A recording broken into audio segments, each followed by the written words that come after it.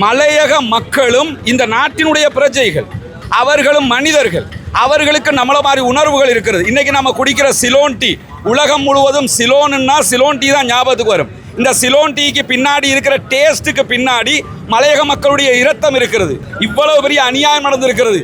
மலையக மக்களை வைத்து அரசியல் செய்யக்கூடிய இயக்கங்கள் கூட அறிக்கையை வெளியிட்டு விட்டு சும்மா இருக்கிறார்களே தவிர இதற்கு அடுத்த கட்டம் அவர்கள் என்ன செய்தார்கள்?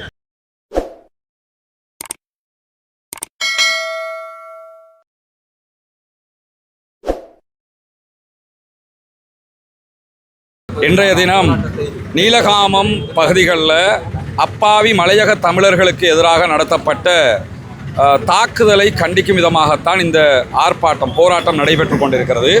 இந்த போராட்டத்தை பொறுத்தவரையில் நமக்கு தெரியும், இலங்கையில் இருக்கக்கூடிய மலையக தமிழர்கள் 200 ஆண்டுகளுக்கு மேலாக இலங்கையிலே வாழக்கூடியவர்கள். ஆனால் 200 ஆண்டுகளாகவும் பெரும்பாலும் தோட்டங்களுக்குள்ளேயே வாழக்கூடிய நிலைதான் அவர்களுடைய வாழ்க்கை தரமாக இருக்கிறது. இதுவரைக்கும் வந்த எல்லா அரசாங்கங்களும் வருகிற போது என்ன சொல்லுவாங்கன்னா, நாங்கள் இவங்களுடைய வாழ்க்கை தரத்தை உயர்த்துவோம், உங்களுக்கு பாதுகாப்பு தருவோம், உங்களுக்கான எல்லா ஏற்பாடுகளையும் பண்ணுவோம், வீட்டு வசதி தருவோம், எல்லாத்தையும் சொல்லிக்கிட்டு வருவாங்க. வந்ததுக்கு பிறகு எதை செய்தார்கள் என்று பார்த்தால் அடுத்த அரசு வரும்போது தான் அதே வாக்குறுதி அவர்களுக்கே நினைவுக்கு வரும்.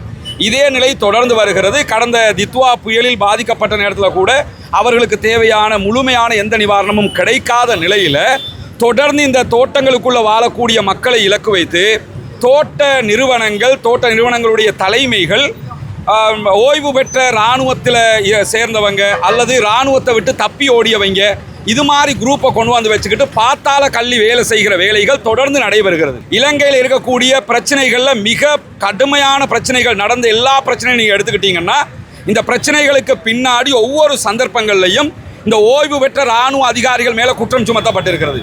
இல்லை என்று சொன்னால் இராணுவத்திலிருந்து தப்பி ஓடியவங்க மேலே குற்றம் சுமத்தப்பட்டிருக்குது. ஏன்னா அவங்களுக்கு ஆயுத பயிற்சிகள் பெற்றிருப்பார்கள்.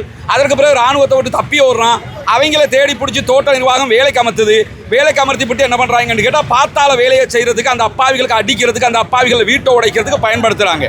இந்த இடத்துல நம்ம முதலாவதாக நினைக்க வேண்டிய ஒரு விஷயம் என்னன்னு கேட்டால், மலையக மக்களும் இந்த நாட்டினுடைய பிரஜைகள், அவர்களும் மனிதர்கள். அவர்களுக்கு நம்மள மாதிரி உணர்வுகள் இருக்கிறது. இன்னைக்கு நம்ம குடிக்கிற சிலோன் டீ, உலகம் முழுவதும் சிலோன்னா சிலோன் டீ தான் ஞாபகத்துக்கு வரும். இந்த சிலோன் டீக்கு பின்னாடி இருக்கிற டேஸ்ட்டுக்கு பின்னாடி மலையக மக்களுடைய இரத்தம் இருக்கிறது. அந்த டேஸ்ட்டுக்கு பின்னாடி அவர்களுடைய தியாகம் இருக்கிறது. அந்த டேஸ்ட்டுக்கு பின்னாடி அவர்களுடைய செயல்பாடுகள் இருக்கிறது. இதையெல்லாம் விளங்காமல் மலையக மக்களுடைய இரத்தம் உறிஞ்சப்படுகிறது. நாட்டுக்காக அவருடைய தேவை பெற்றுக்கொள்ளப்படுகிறது.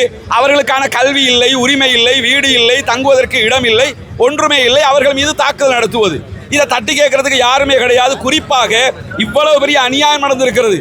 மலையக மக்களை வைத்து அரசியல் செய்யக்கூடிய இயக்கங்கள் கூட அறிக்கையை வெளியிட்டு விட்டு சும்மா இருக்கிறார்களே தவிர இதற்கு அடுத்த கட்டம் அவர்கள் என்ன செய்தார்கள்? தொழிற்சங்க நடவடிக்கைகள் எடுக்கப்பட்டிருக்க வேண்டும், வர்த்தக சங்க நடவடிக்கைகள் எடுக்கப்பட்டிருக்க வேண்டும். ஆளும் அரசாங்கத்தினுடைய ஜனாதிபதி அவர்கள் இந்த முறை மே தின கூட்டத்தை நுவரெலியாவில் நடத்துகிறார். தொடர்ச்சியாக மலையக மக்களை இலக்கு வைத்து அவருடைய செயல்பாடுகள் இருக்கிறது. வரவேற்கத்தக்கது, பாராட்டத்தக்கது. மலையகத்தில் போய் நம்ம மேதின கூட்டம் நடத்துவதை விட அந்த மக்களுக்கு அடுத்ததாக என்ன செய்ய இருக்கிறோம்? இந்த நீலகாமம் விவகாரத்துக்கு அரசாங்கத்தினுடைய நிலைப்பாடு என்ன? அரசாங்கம் நடத்துகிற கட்சியினுடைய நிலைப்பாடு என்ன? என்பிபியினுடைய ஸ்டேட்மெண்ட் என்ன என்கிற பல கேள்விகள் இதற்குள் எழும்புகிறது. ஏன்னு கேட்டால், இன்னைக்கு மலையக மக்களுக்கு, நேற்று இஸ்லாமியர்களுக்கு, நாளை இன்னொரு சாராருக்கு இது நடக்கலாம். அநியாயம் யாருக்கும் நடக்கக்கூடாது. காசாவினுடைய நிலைக்கு இந்த மக்கள் இலங்கையில் வாழ்ந்து கொண்டு இருக்கிறார்கள். கடிக்குள்ள வாழ்றாங்க. முழுவதுமாக அவதிப்படக்கூடிய மக்களுக்கு எந்த விதமான உரிமையும் கொடுக்கப்படாமல் இப்படியான காரியங்கள் நடத்தப்படுகிற போது அதற்கு எதிராக குரல் எழுப்ப வேண்டியது நம்முடைய கடமையாக இருக்கிறது. அந்த அடிப்படையில் தான் இந்த ஆர்ப்பாட்டமும் நடத்தப்படுகிறது. இந்த ஆர்ப்பாட்டத்தில் நீங்கள் பார்த்தீங்கன்னா, நான் பார்த்தது ரொம்ப மகிழ்ச்சியான ஒரு விஷயம். அஞ்சோம் அடிபணியோம் என்று இன்றைக்கு பதாகைகள் வைக்கப்பட்டிருக்கிறது. இந்த இடத்துல தான் நம்ம அத்தனை பேரும் நிற்கணும். நாங்கள் 2ஆம் தர குடிமக்கள் அல்ல. மலையக மக்களும் 2ஆம் தர குடிமக்கள் அல்ல. இலங்கை இஸ்லாமியர்களும் 2ஆம் தர குடிமக்கள் அல்ல. இலங்கை தமிழர்களும் 2ஆம் தர குடிமக்கள் அல்ல. அத்தனை பேருமே பிரஜைகள். இந்த நாட்டினுடைய சுதந்திரத்திற்காக பாடுபட்ட சமூகங்கள் தான் அத்தனை பேரும். இந்த நாட்டுக்கு டாலர் கணக்கில் பணம் உள்ளே வருவதற்கு காரணமாக இருப்பது மலையக அப்பாவி மக்கள். அந்த அட்டை கடிக்குள் அவர்கள் படுகிற கஷ்டங்களால் தான் டாலர் நமக்கு கொளிச்சுக்கிட்டு இருக்குது. அப்போ இவ்வளவு தியாகம் செய்யக்கூடிய மக்களுக்கு இந்த அநியாயங்கள் செய்வதை யாரும் பொறுத்துக்கொள்ள முடியாது.